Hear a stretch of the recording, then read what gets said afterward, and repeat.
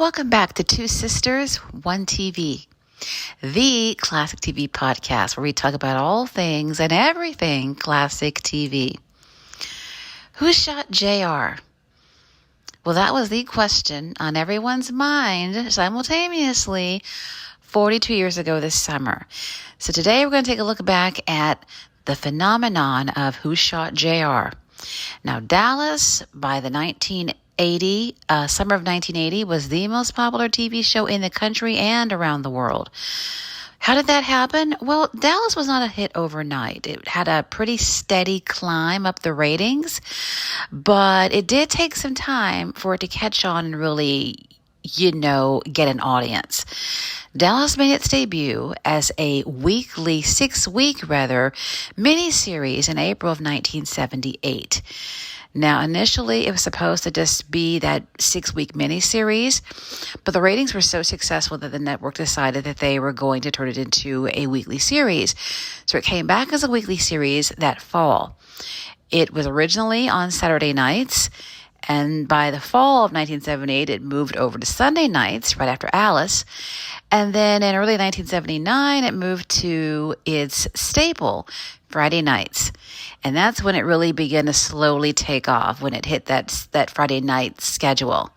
Friday nights, of course, consisted of The Dukes of Hazzard, The Incredible Hulk, and Dallas. It was classic TV watching. I loved my Friday nights as a kid because, the school week was over, it was time for the weekend, and you had those 3 shows to unwind to every week. So you just left your TV over on CBS all Friday night, and it was great. But now, Dallas by 1979 was beginning to find an audience. If you have never seen it before, I would definitely recommend starting at the beginning. I would not start midway. I wouldn't start around 1983, 1986. I wouldn't even start with the Who Shot J.R. phenomenon because you're still going to have a lot of unanswered questions. A lot of things are not going to make sense to you. So I would go back to the very beginning, episode number 1, which was titled Digger's Daughter, which was when Bobby and Pam first got married and he took her to live with he and his family at South Fork. And so you're going to get the whole backstory about the characters and about the show by starting at the very beginning of it. Now, again, the whole premise of Dallas was initially supposed to revolve around Bobby and Pam and their marriage because they were like Romeo and Juliet. Their parents, their families did not like the idea of them being married. The families, the Ewings and the Barnes families had been bitter enemies for years since the two fathers on the scene at the time, Jock Ewing and Digger Barnes, who were very close friends, fell out over Ewing oil. So as a result, they were bitter enemies. All of the relatives and family, did not get along. And so, of course, you have Bobby and Pam getting married, and everyone was completely incensed by the union.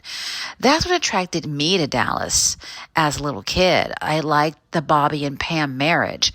They had all this opposition coming at them from both sides, but they were so in love and they stuck together and, they hung in there, well, at least for a while. But that's for another time to get off into exactly what happened to the marriage of Bobby and Pam. But in the beginning, they were such a strong and loving, solid, grounded couple. And that's what drew me into Dallas. Now, originally, the show was written to where JR was supposed to be in the background. He was supposed to be a supporting character, not the star of the show. But due to the writing and definitely due to the brilliant portrayal of Larry Hagman, JR gradually became the star of the show because he was just impossible to ignore. And his character and his antics just began to grow and grow. And JR got dirtier and dirtier and more wicked. And you just could not believe the things that this guy was doing.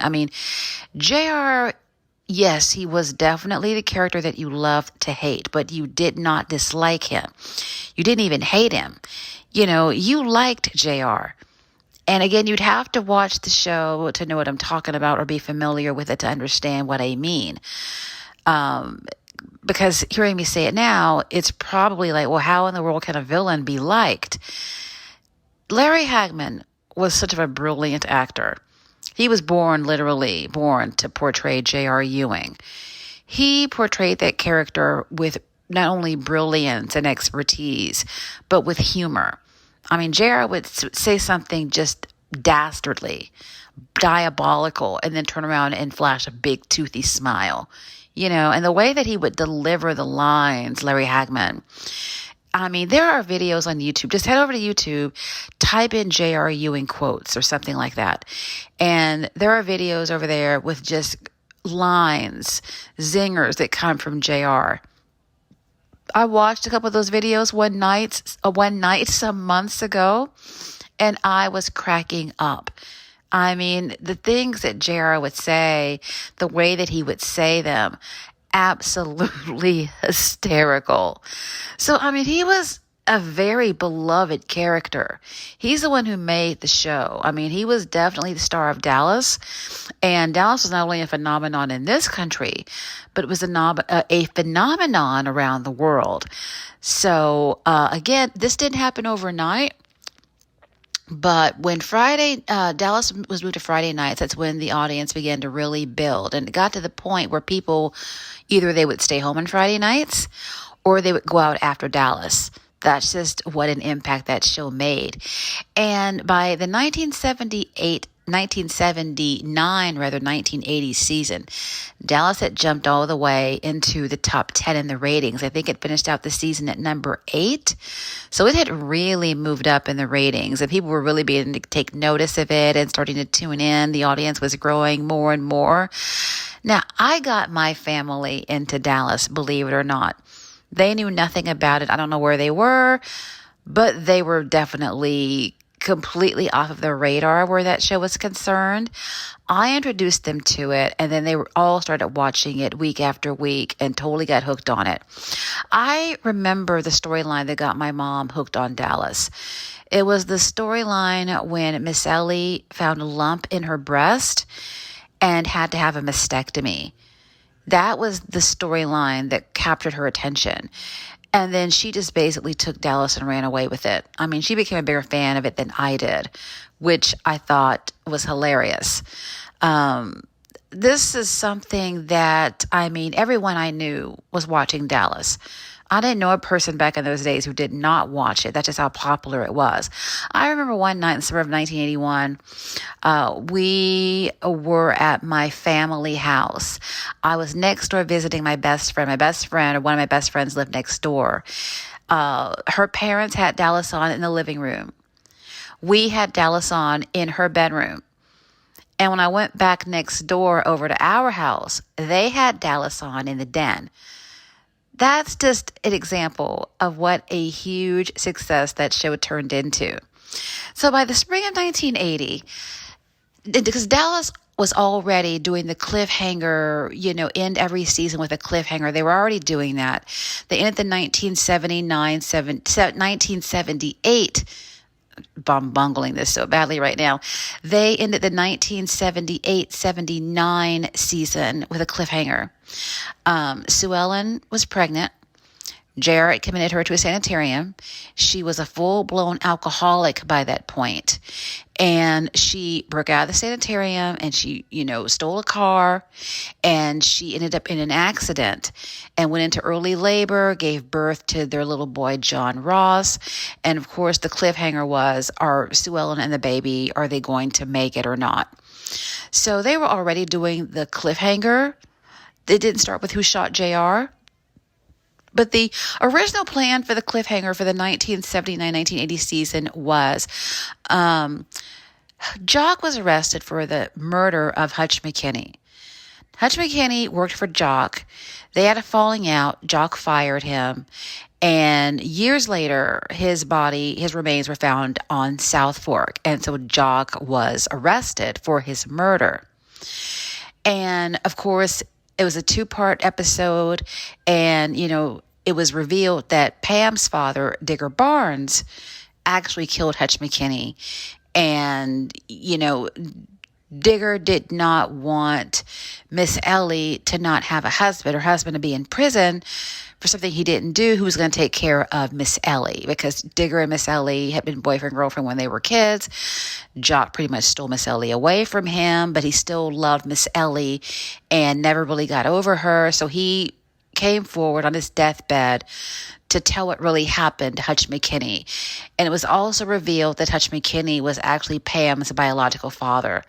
So that was supposed to be the big cliffhanger for the season, but they wrapped it up really quicker than they thought. So they had like 3-4 episodes still remaining that they had nothing to do with. So they were pretty much wondering, the producers, well, what are we going to do with all these episodes that are left? We've got to do something with them. So someone came up with a brilliant idea. Well, let's shoot JR. Let's see what happens. So they shot JR. This episode aired on March the 21st, 1980. Now, and this is absolutely hilarious to me all of these years later. Dallas had caught on so well. I remember that I was in 3rd grade at the time, and we were at lunch one day. Everyone around the lunch table was talking about Dallas. We weren't talking about Happy Days. We weren't talking about The Electric Company, Sesame Street, Different Strokes. We were talking about Dallas. There was not one kid at that lunch table who did not know about Dallas. Our parents were all watching it, and so we were watching it too. As a matter of fact, I ran across a video about the whole Who Shot J.R. phenomenon on YouTube. And there were people in the comments saying, oh, I was in pre-K at the time. I was 4, I was 6, I was 10. So there were a lot of kids watching Dallas. And it's just so funny because, Dallas had a lot of scandal. I think the thing that really, I believe, caused the ratings to really begin to climb was when JR began to sleep with Sue Ellen's sister, Kristen. I know that to me personally, I couldn't believe that he was having an affair with his sister-in-law. And by 1980, JR was just doing all kinds of stuff. He was just, who wasn't he attacking, doing dirty, swindling? No one was basically off limits. He was attacking everybody. So, he had all these enemies and people were like, I could kill him, I could kill you. And, so when JR was shot, nobody knew who in the world did it because he had, so many enemies. Almost everyone on the show couldn't stand him by that point, including his own immediate family. But by the summer of 1980, that's all anyone was talking about. Everywhere that I went, no matter where it was, people were talking about Who Shot JR. Well, who do you think did it? Who do you think did it? It was absolutely insane. There were Who Shot JR songs that were created. There were Who Shot JR t-shirts. There were t-shirts saying, oh, I shot JR. There were magazine covers with Dallas and Larry Hagman on the cover, like People Magazine, Time, TV Guide. It was just everywhere. And it was great. It was so much fun.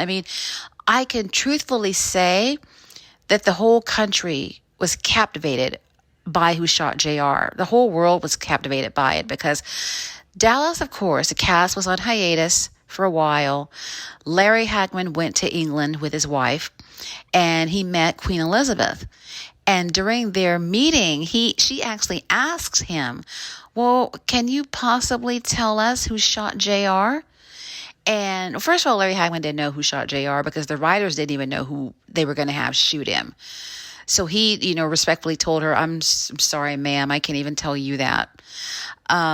Victoria Principal was on an airplane flying back into Los Angeles, and the pilot refused to land the plane until she told him who shot JR.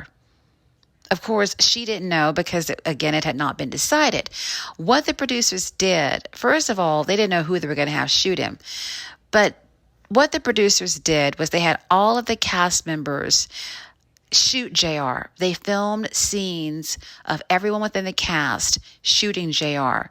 So that way they could decide who they were going to, pick to shoot him. And then they were going to be able to also keep it secret because they were very, very serious about keeping it secret as to who actually shot him.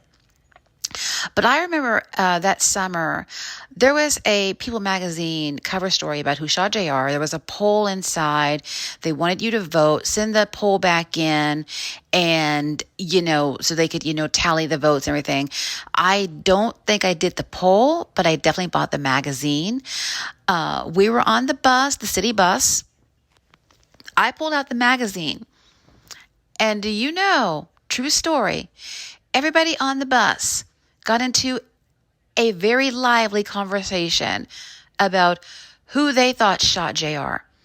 I mean, it was absolutely crazy. I mean, that was an election year. 1980 was an election year. There was a presidential election between Jimmy Carter and Ronald Reagan at both conventions, the Republican and the Democratic national conventions. There was so much attention placed upon Dallas.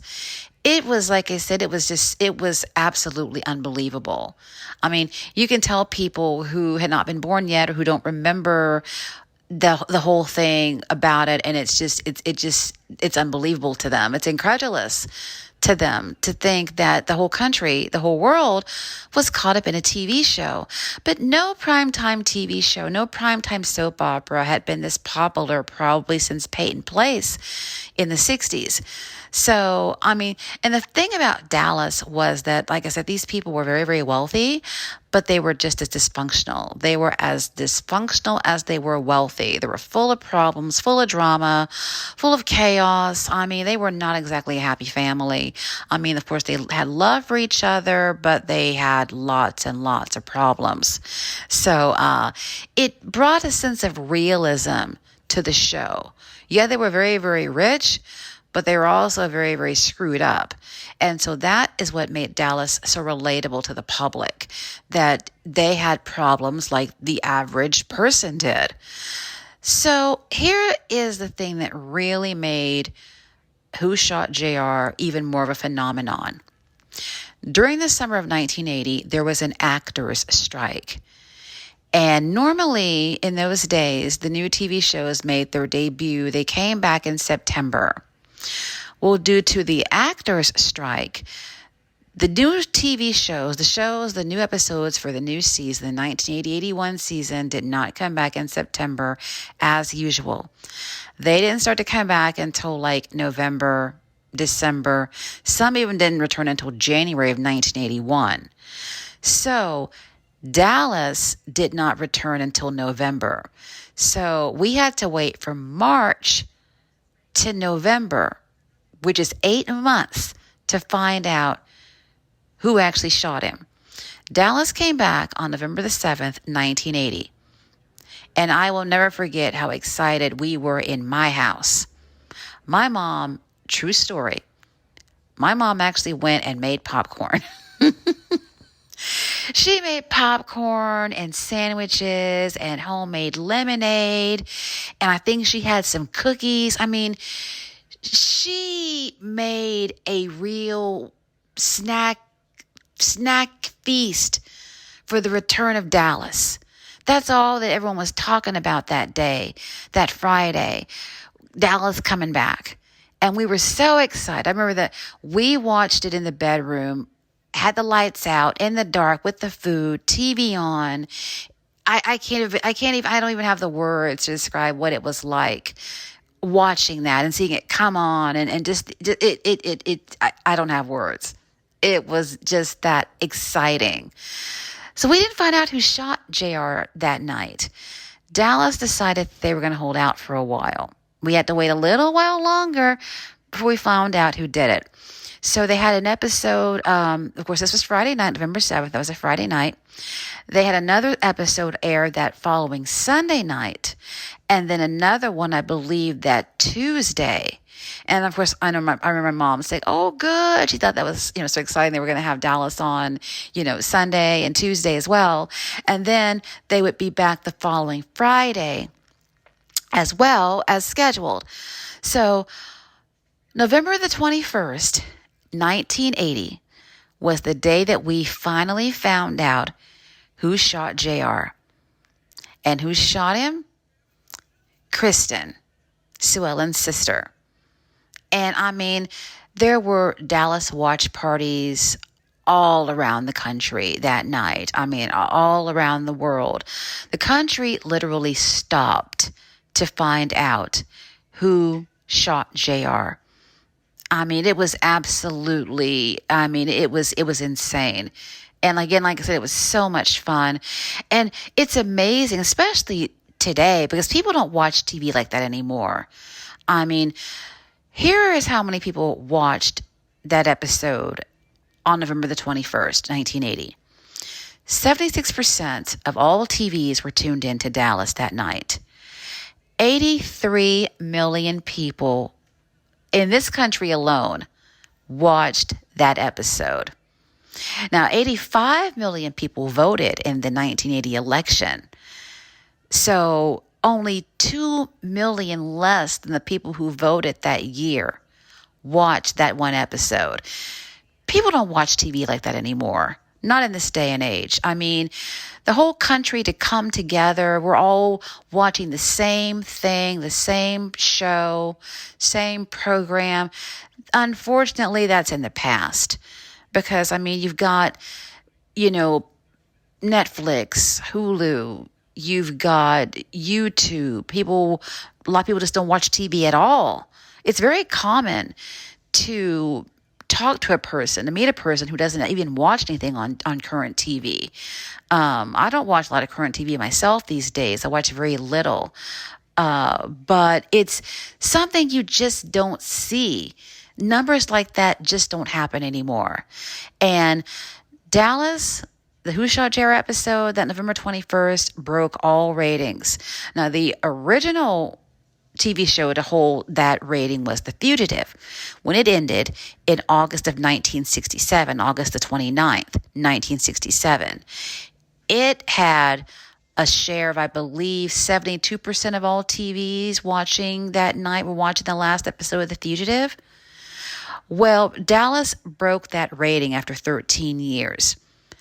And that was the most watched episode of an episodic weekly television series in TV history. Now, the last episode of MASH in 1983 would break Dallas's record. And MASH holds the record still today, over 30 years, almost 40 years later. I think the end of MASH had like 100 million viewers or something like that. I mean, I watched the last episode of MASH. I never could really get into MASH. I think it just was a little bit maybe too mature for me, or, everything went over my head. But there was such a big deal about the finale, and I knew all of the principal basic characters on the show. I did watch the finale. So that is the TV show that holds that rating today still, 39 years later. Of course, after the Who Shot JR saga ended, Dallas was still very much on the top of the ratings. It was a ratings success for years after that. Dallas really began to dip in the ratings by 1986 with it was all a dream season. And I'm not going to get off into that because that's another episode for another day. This episode was just specifically to focus on the whole phenomenon of Who Shot JR, and just to really talk about it also from a personal standpoint about just how exciting it was and how fun it was and how draining it was, to be honest, to have to wait 8 whole months to find out who actually did it. I mean, that was very frustrating. I mean, it really was. It was irritating that of all times for there to be an actor's strike, there's an actor's strike now. Why not last year?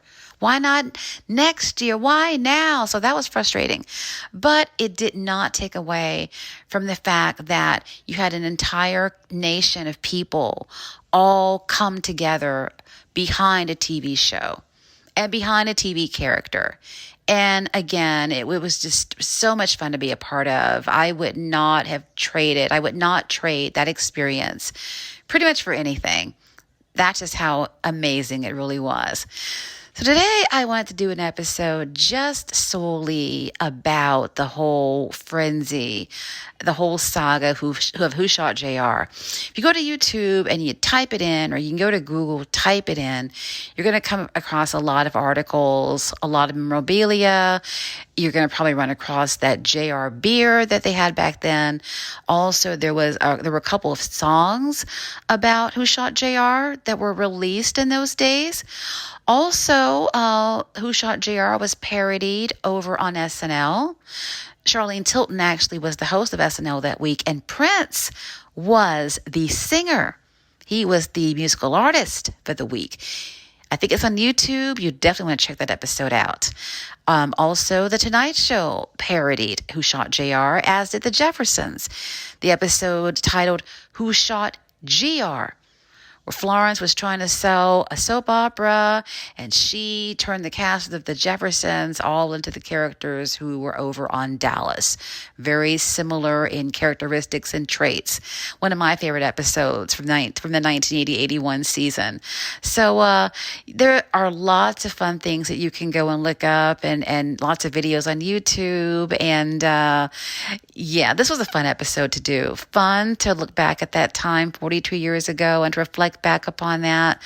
Fun to think about we third graders all enjoying talking about Dallas at lunch. I have never forgotten the hilarity of that. Never will. But kudos to all of the wonderful actors on Dallas, all of the writers, producers, directors, crew. I mean, everyone who was a part of that show. My hat's off to you, because I tell you, it really changed TV history. Really brought a lot of pleasure, a lot of fun into the lives of so many of us. Fun and excitement and pleasure that, as you can see, is still remembered today. And that's going to wrap up this episode of Two Sisters, One TV, the classic TV podcast. Thank you for tuning in and for reminiscing with us. And until next week's episode, we'll see you all then.